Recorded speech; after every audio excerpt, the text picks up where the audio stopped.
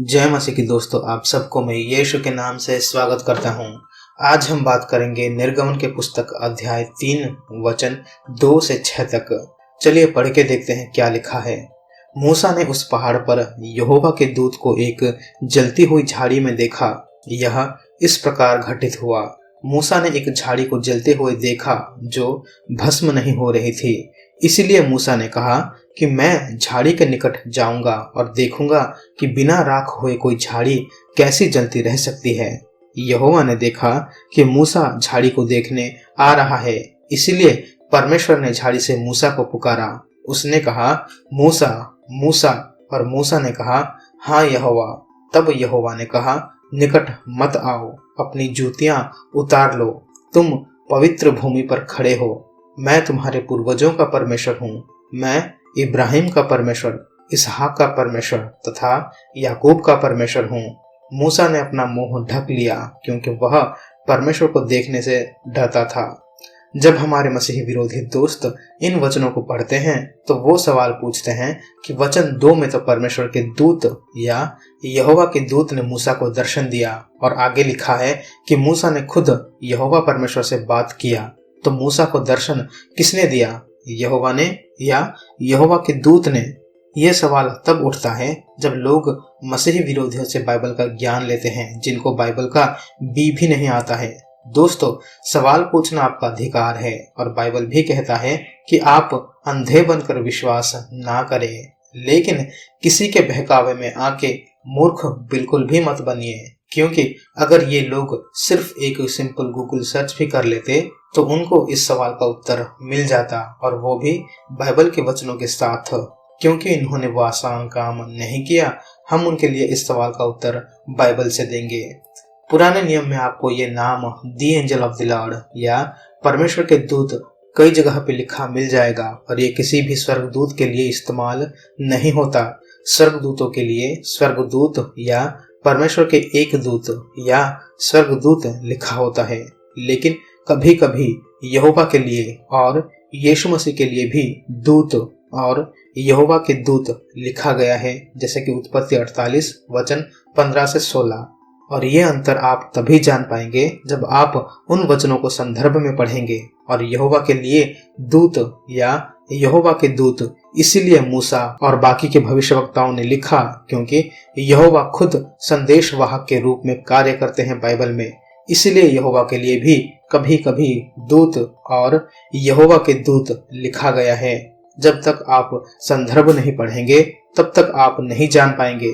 और दी angel of the Lord या परमेश्वर के दूत या यहोवा के दूत को एक विशेष व्यक्ति के लिए ही इस्तेमाल किया गया है बाइबल में। और इस वचन में मूसा से जो मिलने आए थे वो खुद यहोवा ही थे, क्योंकि यह नाम दी एंजल ऑफ द लॉर्ड या यहोवा के दूत कभी भी किसी भी स्वर्गदूत के लिए इस्तेमाल नहीं किया गया है। सिर्फ एक विशेष व्यक्ति के लिए ही इस्तेमाल होता है, और वो होता है यहोवा के लिए। जब हम बाइबल के इन वचनों को पढ़ेंगे, जैसे कि उत्पत्ति 16 वचन 7 से 12, 21 वचन 17 से 18, 22 वचन 11 से 18, निर्गमन की किताब 3 वचन 2, न्यायों की किताब 2 वचन 1 से 4, 5 वचन 23, 6 वचन 11 से 24, 13 वचन 3 से 22, दूसरा शमूएल 24 वचन 16, जकराया 1 वचन 12, 3 वचन 1, 12 वचन 8। इन सारे वचनों में जो नाम इस्तेमाल किया गया है वो है दी एंजल ऑफ द लॉर्ड या यहोवा के दूत। और जब जब ये यहोवा के दूत किसी से भी मिलते थे तो वो अपने आप को यहोवा कहते थे। और जिन जिन लोगों ने इनसे बात किया, जैसे कि इब्राहिम, मूसा, याकूब और बाइबल के कई पात्र, इन सब ने इन्हें यहोवा कह के पुकारा और ये कहा कि हमने यहोवा परमेश्वर को देखा। तो बाइबल के अनुसार दी एंजल ऑफ द लॉर्ड या यहोवा के दूत कौन है? क्या वो स्वर्गदूत हैं? नहीं, वो यहोवा ही है। और जो यूनिटेरियन लोग हैं, जो ट्रिनिटी को नहीं मानते, वो कहते हैं कि यहोवा के दूत सिर्फ एक साधारण दूत है। वो ये गलती इसलिए करते हैं क्योंकि वो वचनों को पूरा संदर्भ में नहीं पढ़ते। और हमने तो सिर्फ 2 से 6 तक ही पढ़ा जहाँ साफ साफ लिखा गया है कि वो यहोवा ही थे। अगर वो लोग संदर्भ को पढ़ते तो वो भी कहते कि हाँ, ये यहोवा के दूत खुद यहोवा ही है। इसलिए मैं उन यूनिटेरियन लोगों को एक और बाइबल अध्याय दूंगा ताकि वो अपनी उलझन से बाहर आ सके। दानियल अध्याय 3, जहां उसे परमेश्वर का पुत्र कहा गया है जब वो शद्राक, मेशाक और अबेदनगो को आग से बचाया, और आगे कहा गया है कि उन्होंने दूत को देखा। यहाँ पर ईश्वर के पुत्र को दूत कहा गया है। ये कैसे संभव है? ईश्वर के पुत्र या परमेश्वर का पुत्र तो परमेश्वर ही है ना, तो उन्होंने दूत क्यों कहा और लिखा गया है दानियल की पुस्तक में? हमने इसका जवाब अभी थोड़ी देर पहले दिया है। और मेरे दोस्तों, इस जवाब के बाद फिर 2 और सवाल उठेंगे। पहला सवाल, जब बाइबल ये कहता है कि इन सब ने यहोवा या परमेश्वर को देखा, लेकिन बाइबल बार बार क्यों कहता है कि परमेश्वर को किसी ने नहीं देखा क्योंकि वो आत्मा है, तो इन लोगों ने कैसे परमेश्वर को देख लिया? दूसरा सवाल कि अगर ये यहोवा के दूत खुद यहोवा परमेश्वर ही थे, तो उन वचनों में और बाइबल में दी एंजल ऑफ द लॉर्ड या यहोवा के दूत या दूत क्यों लिखा? सीधे सीधे यहोवा ही लिख देते। इन सवालों के जवाब भी सिंपल है। ये संभव है कि जिन जिन लोगों ने यहोवा को देखा, उन लोगों ने यीशु मसीह के प्री-इंकार्नेट रूप को देखा, जिसे अंग्रेजी में क्रिस्टोफैनी कहते हैं। मतलब यीशु मसीह 2000 साल पहले मरियम की कोख से पैदा होने के पूर्व मनुष्य का रूप धरते थे। इस अवस्था को क्रिस्टोफैनी कहते हैं। ये संभव तभी है जब बाइबल का परमेश्वर त्रिएक हो। किसी ने पिता परमेश्वर को नहीं देखा, सिर्फ पुत्र ने देखा है, जैसे यूहन्ना 1 और पहला यूहन्ना कहता है। लेकिन सभी ने यीशु मसीह को देखा क्योंकि उन्होंने अपनी सामर्थ्य को कम करके मनुष्य का देह धरा। वैसे ही पुराने नियम में भी यीशु मसीह कई बार संदेशवाहक के रूप में इब्राहिम, मूसा जैसे लोगों से आके मिले और यहोवा परमेश्वर की तरह बात करते थे। और जिन जिन लोगों ने इनको देखा, उन सब ने कहा कि हमने परमेश्वर या यहोवा को देखा।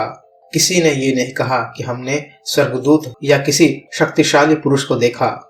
सभी ने कहा कि हमने यहोवा को देखा और उनसे बात किया, क्योंकि वो संदेश लाते थे और खुद आके उनसे बात करते थे। इसलिए उस व्यक्ति को दी एंजल ऑफ द लॉर्ड या यहोवा के दूत लिखा गया है पुराने नियम में। अगर आपको तकलीफ है कि बाइबल में जो लिखा गया है वो आपको अच्छा नहीं लगा, तो वो आपकी प्रॉब्लम है, क्योंकि बाइबल सत्य वचन है और हमें उसी सत्य वचन के आधार पे अपना जीवन बिताना है, ना कि आपके या मेरे मन को जो अच्छा लगे वैसे लिखा होना चाहिए।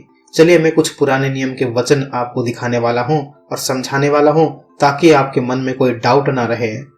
मीका 5:2, हे बेतलहम एफ्राता, यदि तू ऐसा छोटा है कि यहूदा के हजारों में गिना नहीं जाता, तो भी तुझमें से मेरे लिए एक पुरुष निकलेगा जो इस्राएलियों में प्रभुता करने वाला होगा।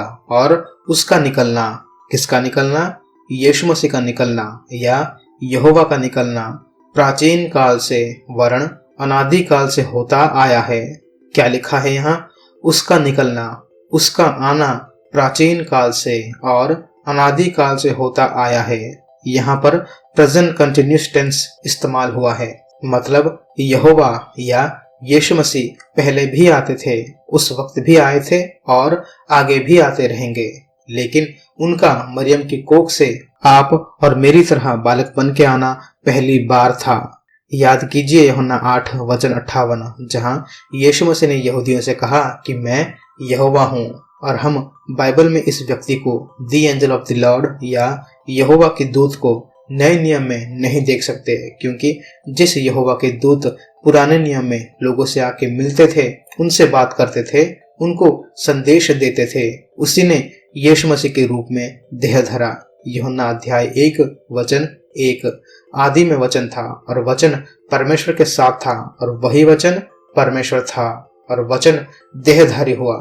पुराने नियम में दी एंजल ऑफ द लॉर्ड या यहोवा के दूत के रूप में, झाड़ी में अग्नि के रूप में, बादल और आग के स्तंभ के रूप में, और नए नियम में यीशु मसीह के रूप में। तो क्या अब आपको जवाब मिला कि मूसा को किसने आकर दर्शन दिया? हमने शुरू में कहा था कि सवाल पूछना आपका हक है, लेकिन मूर्ख बनना आपका हक नहीं। अगर आपको बाइबल को समझने में कुछ भी दिक्कत होती है तो हमेशा पहले बाइबल को ही उत्तर देने दे। जैसे हम हमेशा कहते हैं कि बाइबल को या किसी भी धर्म ग्रंथ को संदर्भ में पढ़े। अगर मैं भी आपके धर्म ग्रंथों के एक घटना के एक भाग को पढूं और उसमें से सवाल उठाऊं या उसकी निंदा करूं तो आपका धर्म और उसको मानने वाले शर्मिंदा हो जाएंगे। और ऐसी हरकत वही लोग करते हैं जो रास्ते में घूमते रहते हैं, जिनको दूसरे के विश्वास तो क्या अपने खुद के विश्वास का ज्ञान नहीं होता। तो मैं अपने सभी मसीही विश्वासियों से गुजारिश करता हूं कि इन भटके हुए लोगों के लिए प्रार्थना कीजिए, ताकि ये लोग उस सत्य को अपना सके जिसकी हम आराधना करते हैं। आज के लिए बस इतना ही दोस्तों। लाइक करें, सब्सक्राइब करें और जो लोग इस सवाल से जूझ रहे हैं उन्हें ये वीडियो शेयर करके उनकी दिक्कत को दूर करिए और उन्हें सुसमाचार प्रदान करें। आमीन।